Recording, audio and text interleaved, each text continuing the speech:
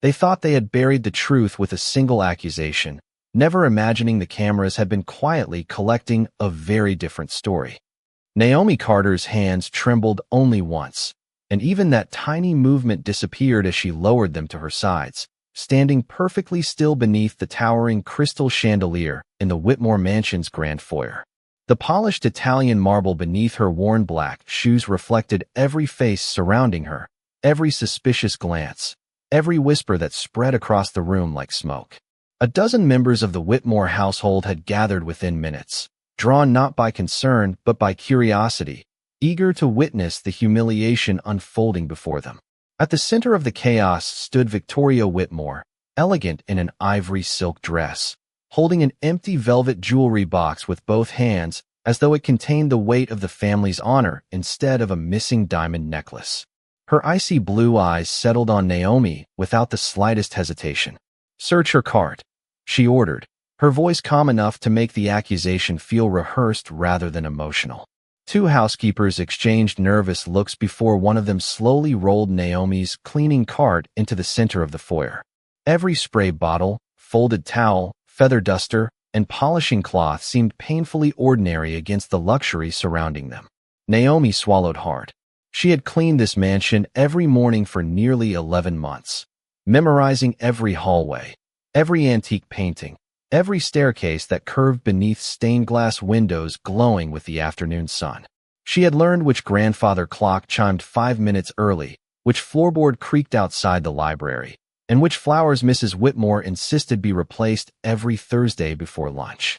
She had earned trust through quiet consistency, never asking questions, never raising her voice, never expecting to become anything more than invisible.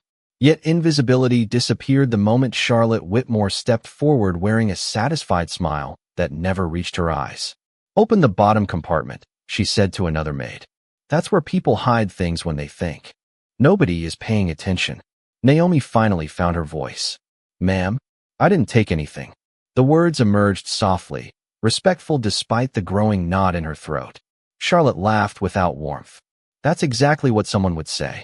The maid slowly unlatched the lower storage compartment. A stack of fresh microfiber towels rested neatly inside beside unopened bottles of furniture polish. Then her fingers touched something wrapped inside a white cleaning rag. The room fell silent. She unfolded the cloth carefully, revealing a brilliant diamond necklace that caught the sunlight and scattered tiny fragments of light across the marble floor. Gasps echoed through the foyer. Someone whispered, "She really stole it." Another servant quietly lowered his head, afraid to look at Naomi. Victoria closed her eyes for a brief moment before speaking again. "Call the police." Naomi stared at the necklace as if seeing it for the first time. Her heartbeat pounded against her ribs, yet her expression held only confusion. She searched her own memory, replaying every room she had cleaned that morning, every bucket she had carried, every hallway she had crossed. Nothing made sense. She had never touched that necklace. She had never even entered Mrs. Whitmore's private dressing room. Daniel Brooks, the head of security, stepped into the foyer after hearing the commotion. His sharp eyes scanned the gathering before stopping on the necklace. Years of protecting powerful families had taught him to recognize panic, deception, anger, and fear. What he saw on Naomi's face resembled none of them. She looked stunned, almost heartbroken, but not trapped. Before he could speak, the heavy front doors opened with quiet authority. Conversations died instantly. Ethan Whitmore walked inside wearing a charcoal suit dusted with faint traces of rain, his expression unreadable as he removed his leather gloves one finger at a time. The silence deepened as every pair of eyes shifted toward the man whose decisions shaped the fate of everyone beneath his roof. Victoria lifted the velvet box toward him. "Your maid stole from this family." Ethan said nothing. His gaze moved slowly from the necklace to Naomi, to the faces surrounding her. Then, instead of looking angry, he noticed something else entirely. Someone in that room appeared far more nervous than the woman everyone was accusing. No one spoke for several long seconds because Ethan Whitmore had a habit of making silence feel heavier than any accusation. His blue eyes remained fixed on Naomi Carter while everyone else waited for anger, disappointment, or immediate judgment. Instead, he asked a single question in a voice so calm that it unsettled the room even more. Who found the necklace first? Charlotte Whitmore answered almost immediately. I did. One of the maids was cleaning Mother's sitting room when we realized it was missing. I suggested searching everyone's supplies. It was the obvious thing to do. Ethan shifted his attention toward her without changing his expression. Obvious does not always mean correct. Victoria stepped forward, her posture perfectly composed despite the growing tension. Ethan, the necklace was inside her cleaning cart. There is nothing else to discuss. We cannot ignore theft inside our own home. Naomi lowered her eyes for only a moment before looking directly toward Ethan again. Sir, I understand how this looks, but I have never taken anything from this house. I cleaned the east hallway, the library, and the breakfast room this morning. I never entered your mother's private suite. Her voice remained steady, even though her heart felt impossibly heavy. She knew every servant in the mansion was watching. Years of honest work could disappear in a single afternoon. Daniel Brooks quietly observed every face surrounding them. Security work had taught him that people often revealed themselves during moments of certainty rather than moments of fear. Charlotte folded her arms too confidently. Victoria avoided looking at Naomi altogether. Several employees stared at the floor, unwilling to become part of the conflict. Only Naomi continued meeting Ethan's eyes with quiet dignity instead of desperate panic. Ethan slowly walked toward the cleaning cart. He examined the open compartment without touching anything. The folded towels were arranged with unusual precision except for the white cloth that had concealed the necklace. He noticed something almost invisible. The towel carrying the jewelry had been folded differently from every other towel in the cart. It was a small detail that most people would never notice, but Ethan had spent his childhood learning that small details often carried the largest truths. Charlotte broke the silence again. Why are we wasting time?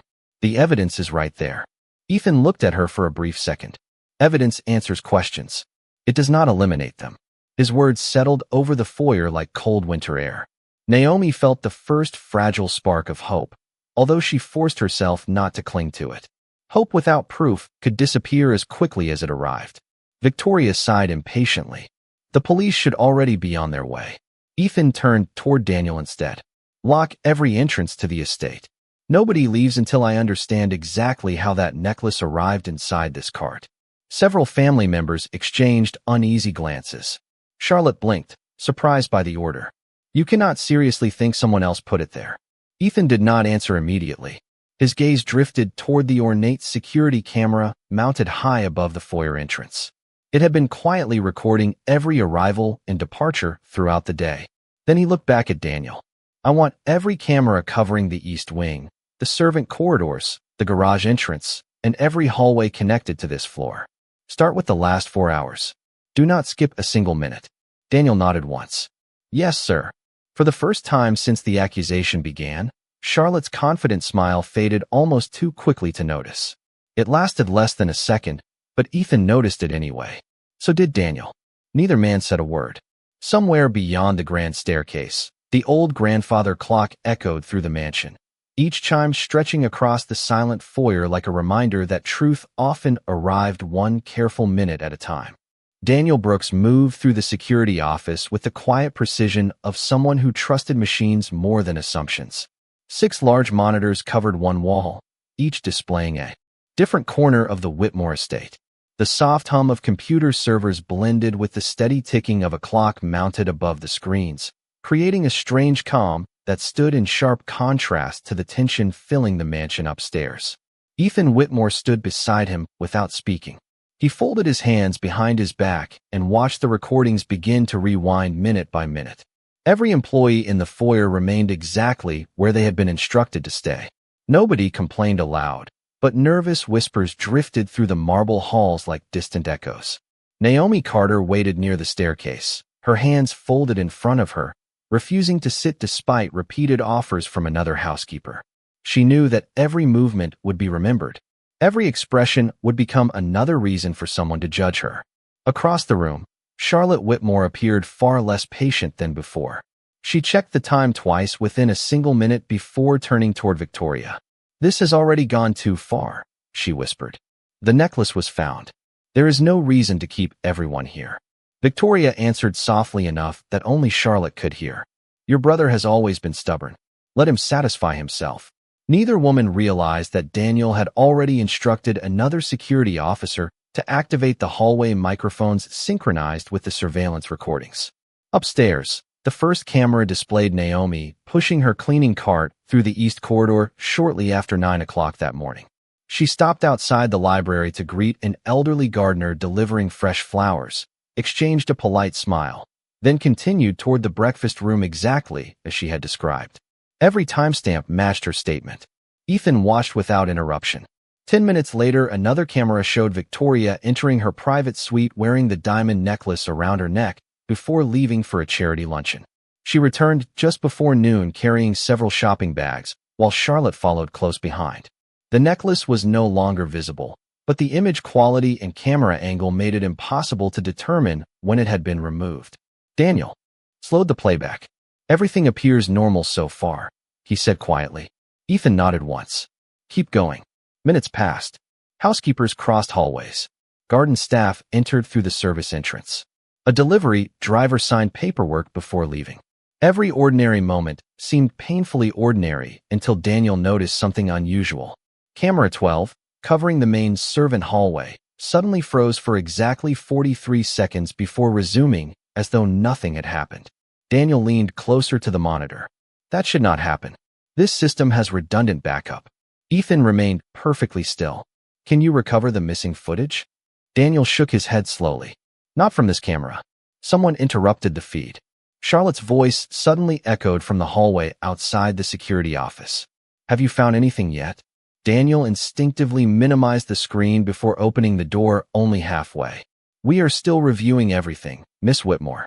She forced a smile that looked thinner than before. Please do not keep everyone waiting forever. As her footsteps faded, Daniel reopened the footage. Ethan's attention shifted toward the estate map displayed beside the monitors. Every camera location glowed with a small green light except one section near the underground garage where an additional camera overlapped the disabled hallway feed. Ethan pointed toward it without hesitation. If one camera stopped watching, another may have continued. Show me the garage entrance. Daniel selected the recording. The screen flickered once before revealing the service corridor from an entirely different angle. A cleaning cart rolled into view. The image was too distant to identify the person pushing it, but someone else stepped briefly into the frame from a side doorway. The figure wore light-colored sleeves and reached toward the lower compartment of the cart before disappearing almost as quickly as they had appeared. Daniel paused the recording. Neither man spoke. The face remained hidden beyond the camera angle, but one thing was already certain. Naomi had not been alone with that cart. Daniel Brooks enlarged the image until the pixels began to blur. But the unknown figure remained just beyond recognition. The sleeve appeared cream-colored, the movement deliberate, the hand reaching toward Naomi Carter's cleaning cart with practiced confidence before slipping back through the service doorway. The entire encounter lasted less than 4 seconds. For seconds that shattered what everyone upstairs believed to be an open and closed case. Ethan Whitmore studied the frozen frame without blinking. What is behind that door? He asked quietly. Daniel opened the digital blueprint of the estate. A private elevator connecting the underground garage to the family wing. Employees rarely use it because access requires a resident key card. Ethan nodded once. Show me everyone who entered that elevator today. Daniel immediately searched the access records. Each entry displayed a name, a timestamp, and the identification number attached to the electronic key card. Most belonged to family members.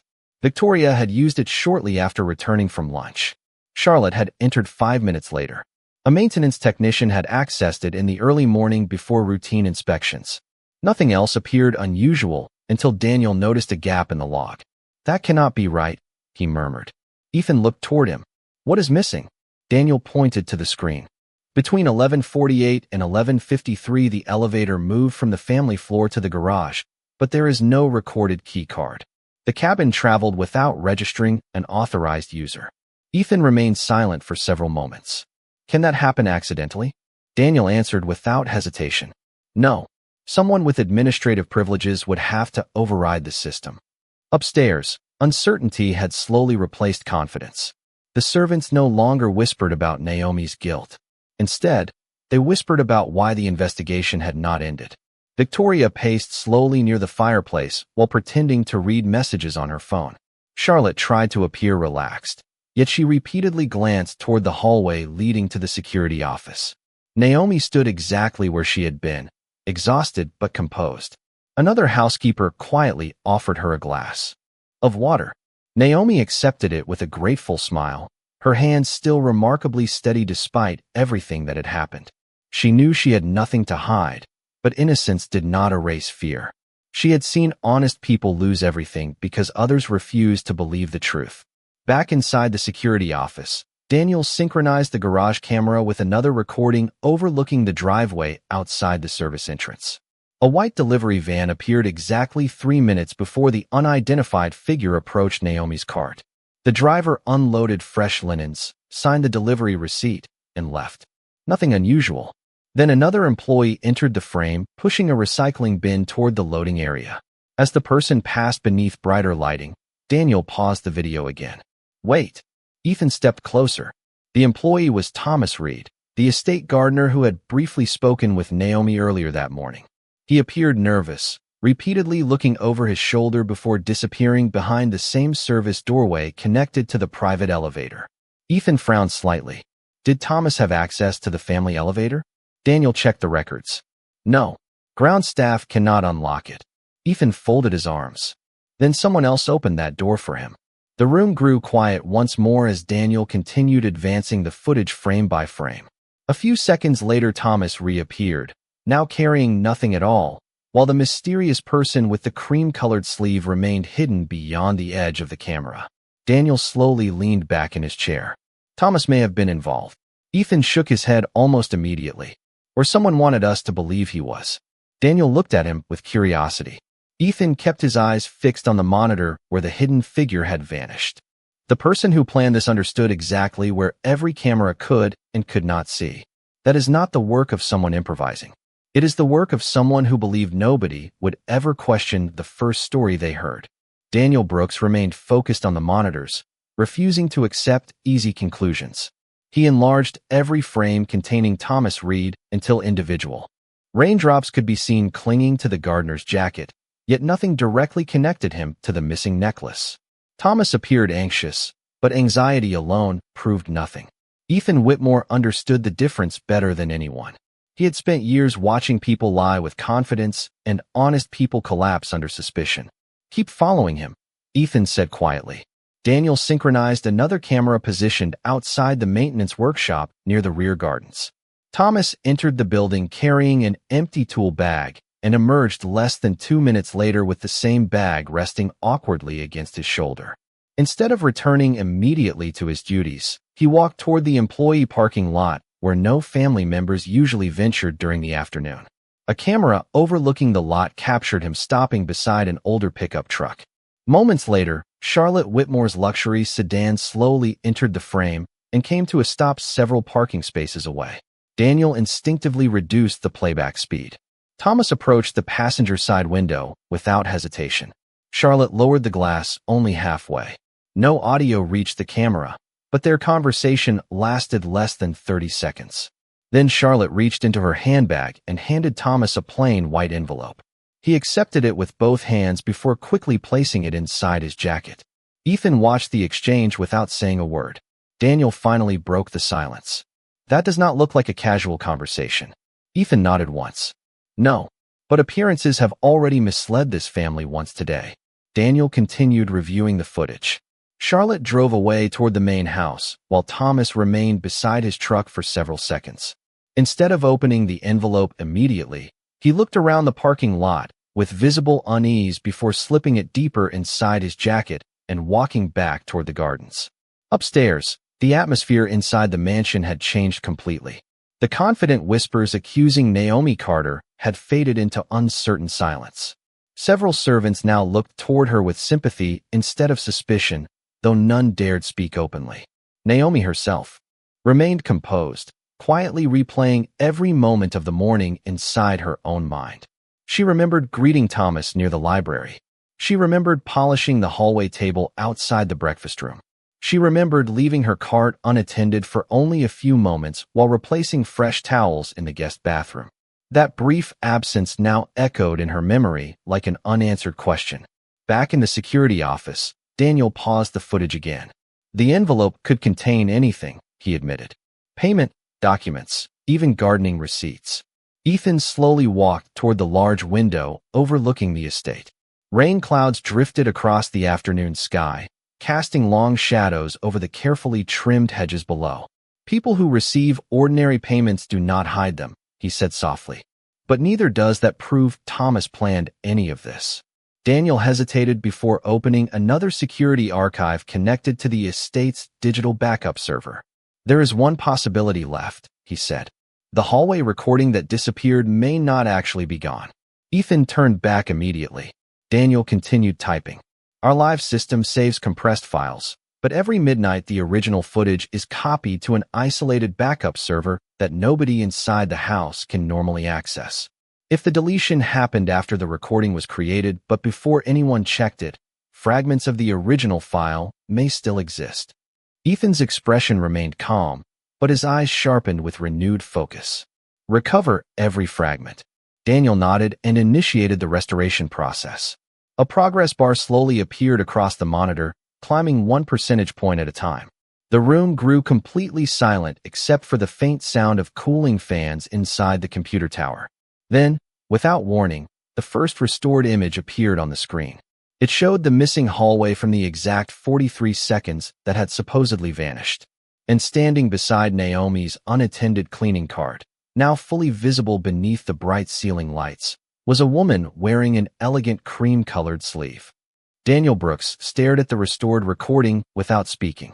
The grainy image gradually sharpened until every movement became unmistakably clear. The elegant cream-colored sleeve belonged to Victoria Whitmore. She stepped out of the private elevator, glanced carefully down both ends of the hallway, and approached Naomi Carter's unattended cleaning cart with deliberate confidence. She did not appear rushed. She did not hesitate.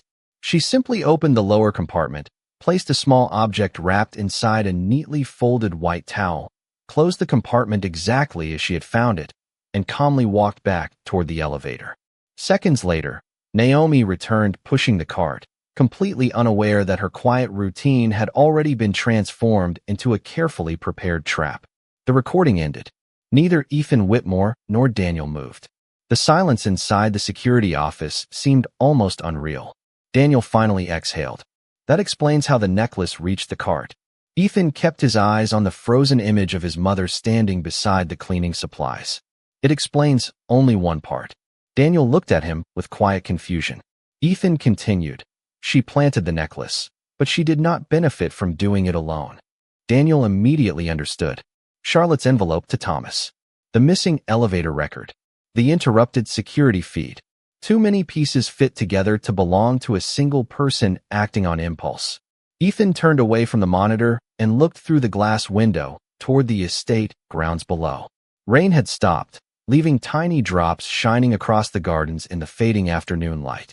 Everything outside appeared peaceful, while inside his own home every familiar relationship suddenly carried new questions. Bring everyone to the grand foyer, he said calmly. Family, staff, no exceptions. Daniel nodded and quietly left the room. Within minutes, footsteps echoed through the mansion as employees gathered once again beneath the crystal chandelier. Nobody understood why they had been called back together. Charlotte crossed her arms with visible impatience, while Victoria maintained the same composed expression she had worn throughout the afternoon. Naomi stood near the staircase exactly where she had remained. For hours, emotionally exhausted but still carrying herself with quiet dignity. Ethan entered the foyer last. He walked slowly toward the center of the room before stopping beside the cleaning cart that had become the center of the entire investigation. Every conversation faded. Every eye followed him. Daniel rolled a large display monitor into the room and connected it to the security system without saying a word. Charlotte frowned. Are we finally finished with this? Ethan looked toward her briefly. We are only beginning. Daniel pressed a single key. The restored recording appeared on the screen. Gasps filled the foyer as everyone watched Victoria step from the elevator and place the wrapped object inside Naomi's cart. Nobody spoke. Nobody even seemed willing to breathe. Victoria's composed expression disappeared for the first time that day. She stared at the screen in complete disbelief, as though she had convinced herself the missing footage would never exist again. Charlotte's face turned pale. Naomi looked from the monitor to Victoria and back again, struggling to understand what she was seeing. Her eyes filled with emotion, not because someone had finally believed her, but because the truth had quietly defended her when her own words could not. The recording ended, but Ethan did not speak immediately. He allowed the silence to remain, forcing everyone in the room to sit with what they had just witnessed. Then he calmly faced his mother. "The video shows what happened," he said. "Now I want to know why." Victoria opened her mouth to answer, but before a single word escaped, Charlotte suddenly stepped forward. "Mother was not supposed to be the one anyone blamed," she said, her voice barely above a whisper. Every head turned toward her. Ethan did not react with surprise. He simply realized the final layer of the truth had begun to reveal itself on its own. Charlotte Whitmore's confession hung in the air with a weight that no one inside the mansion could escape. She lowered her eyes for the first time that afternoon, no longer carrying the confidence that had surrounded every accusation she had made against Naomi Carter. Victoria slowly turned toward her daughter, disbelief replacing composure. "Charlotte," she whispered, but the warning came too late. Charlotte drew a long breath before speaking again. "Mother never wanted this to go so far. I convinced her it was the only way." Every servant remained perfectly still. Daniel Brooks silently watched from beside the monitor, understanding that the truth was unfolding without another minute of investigation. Ethan Whitmore did not interrupt. He simply waited. Charlotte looked directly at her brother. "You stopped trusting your own family. Every important decision seemed to include Naomi because you believed she was honest. Mother thought she was changing this house. I thought she was replacing us." Victoria closed her eyes. "Charlotte." Her voice trembled with regret rather than authority. Charlotte continued before she could be stopped. "I asked Thomas Reed to distract people near the service entrance. He never knew about the necklace. I told him I needed help creating a harmless misunderstanding so Naomi would leave on her own. He believed he was helping with a family matter. The envelope only contained money because I promised to compensate him for his time." Daniel immediately understood why Thomas had appeared nervous. He had been used without knowing the real purpose behind the plan. Ethan remained silent, allowing every word to settle over the room. Charlotte's shoulders slowly fell. "Mother planted the necklace because I begged her to help me. I told her that once Naomi was gone, everything would return to normal. We disabled the hallway camera because we thought nobody would ever recover the recording." Victoria finally stepped forward, her elegant posture replaced by quiet shame. She looked toward Naomi instead of her son. "I allowed fear to become judgment. I convinced myself I was protecting my family, but I forgot that protecting a family should never require destroying an innocent person." Naomi listened without anger. Hours earlier, she had stood alone beneath countless suspicious eyes. Now the same room watched her with an entirely different silence. She could have spoken with bitterness. She could have demanded punishment or humiliation in return. Instead, she answered softly, "Mrs. Whitmore, I came here every day to earn an honest living. I never wanted to become part of anyone's family conflict. I only wanted the chance to do my work with dignity." Those simple words carried more weight than any accusation spoken that day. Several members of the household quietly lowered their heads. Even the servants who had doubted Naomi moments earlier could no longer meet her eyes. Ethan finally stepped forward until he stood beside Naomi instead of across from her. His calm voice echoed through the grand foyer. "Power does not give anyone permission to take another person's dignity. Today, every person in this house witnessed how quickly assumptions can become injustice." He turned toward Daniel. "Thomas Reed will not be treated as a criminal. He cooperated without knowing the truth, and the evidence supports that." Daniel nodded immediately. Ethan then faced his mother and sister once more. There was disappointment in his eyes, but no anger. The greatest damage done today was not the theft that never happened. It was the trust that almost disappeared forever. The room remained completely silent because everyone understood that no punishment Ethan could announce would equal the lesson they had already been forced to witness. And for the first time since the accusation began, Naomi no longer looked like the smallest person standing beneath the crystal chandelier. She stood taller than anyone else in the room. The gathering slowly began to disperse, but nobody left the grand foyer with the same certainty they had carried into it. The crystal chandelier still cast warm light across the polished marble floor, yet the mansion somehow felt different, quieter, as though the walls themselves had witnessed something they would never forget. Naomi Carter bent down and calmly returned the cleaning supplies to their proper places inside her cart. She folded each towel with the same care she had shown every morning for nearly a year. There was no triumph in her expression, no desire to remind anyone that she had been right all along. She simply continued doing the work that had always defined her character. Several employees watched in silence before one of the younger housekeepers slowly approached her. "I am sorry," she whispered. "I should have believed you." Naomi offered a gentle smile. "Fear makes good people doubt themselves. I hope today reminds all of us to ask questions before reaching conclusions." One by one, other staff members stepped forward with quiet apologies. None of them could erase what had happened, but each sincere word helped restore something far more valuable than reputation. Daniel Brooks observed the scene from a respectful distance. During his years protecting powerful families, he had witnessed countless disputes settled through influence or authority. Very few ended with humility. Ethan Whitmore stood near the large windows overlooking the gardens, watching the evening sunlight break through the departing storm clouds. The rain had washed every pathway clean, leaving tiny reflections shimmering across the stone walkways. Without raising his voice, he addressed everyone still gathered in the foyer. "Beginning today, every employee of this estate will be treated with the same respect expected for every member of this household. No accusation will ever again become a verdict without evidence. That is not a favor. It is a standard." His words settled over the room with quiet certainty. Nobody questioned them. Nobody argued. Victoria Whitmore slowly walked toward Naomi, each step noticeably slower than before. Pride had carried her across those marble floors countless times, but today only regret remained. She stopped a few feet away and looked directly into Naomi's eyes. "I cannot undo what I allowed to happen," she said softly, "but I can acknowledge that I failed you. I judged your position instead of your character, and I am deeply sorry." Naomi accepted the apology with calm grace. "Thank you for saying that." She offered nothing more, because some moments required honesty rather than speeches. Charlotte remained standing nearby, her eyes fixed on the floor. She understood that trust could not be rebuilt in a single afternoon. It would require choices made every day, beginning with accepting responsibility instead of searching for excuses. Ethan then turned toward Naomi once more. "I have another decision to make," he said. Every conversation stopped again. The person who remained calm under false accusation demonstrated the kind of integrity this estate needs. "Effective immediately, I would like you to become house operations manager.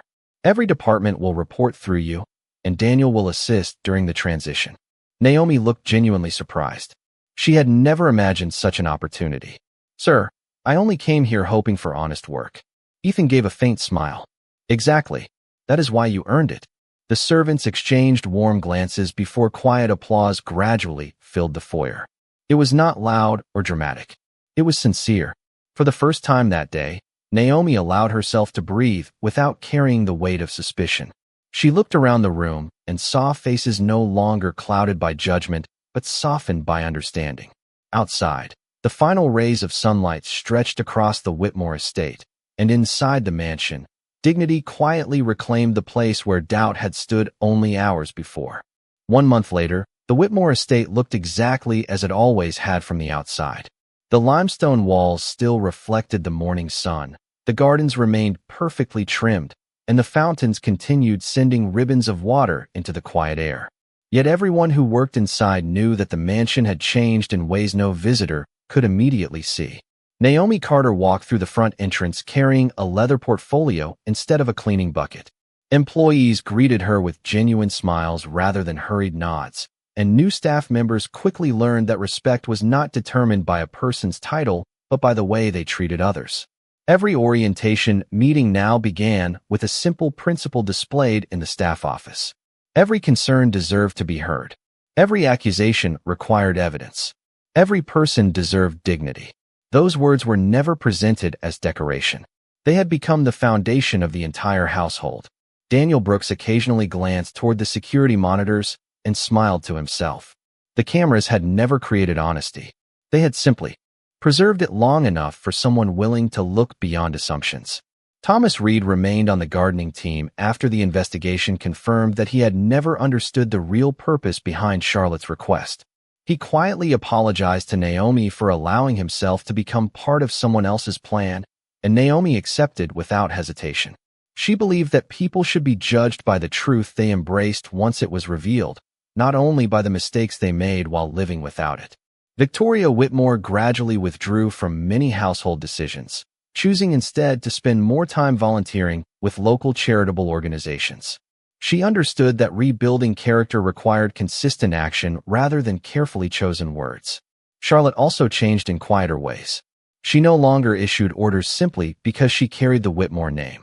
Instead, she listened more than she spoke, recognizing that humility was a lesson she had learned at a painful cost. One crisp autumn morning, Ethan Whitmore stood inside the security office watching the familiar wall of surveillance screens. Hallways, gardens, entrances, and quiet corners of the estate appeared exactly as they always had. Naomi crossed one monitor carrying a clipboard while stopping to thank a young housekeeper for helping an elderly employee with several heavy supply boxes. The gesture lasted only a few seconds before both women continued with their work, unaware that anyone had noticed. Ethan remained silent. Daniel stepped beside him and followed his gaze toward the monitor. "Everything seems peaceful again," he said. Ethan nodded slowly. "Peace is not created by powerful people. It is protected by ordinary acts of fairness repeated every day." Daniel looked once more at the cameras that had quietly witnessed the entire story from beginning to end. "Strange," he said with a thoughtful smile. "People often believe these cameras are watching for wrongdoing." Ethan folded his arms and answered without taking his eyes off the screen. "They do something far more important. They remind us that the truth is patient." Outside, the morning sunlight spread across the estate, illuminating the same marble steps where fear had once replaced compassion. Inside, laughter from the kitchen drifted gently through the halls as another ordinary day began. Nothing about the mansion looked extraordinary to those passing by. Yet within its walls, one lesson continued to shape every decision. Status could command attention. Wealth could purchase comfort. Authority could open doors. But none of those things could ever replace integrity. And on the day an innocent woman refused to surrender her dignity, even when nobody believed her, everyone inside the Whitmore estate discovered that the strongest foundation any home could ever possess was not power, but truth. And that day, the world remembered what dignity looks like.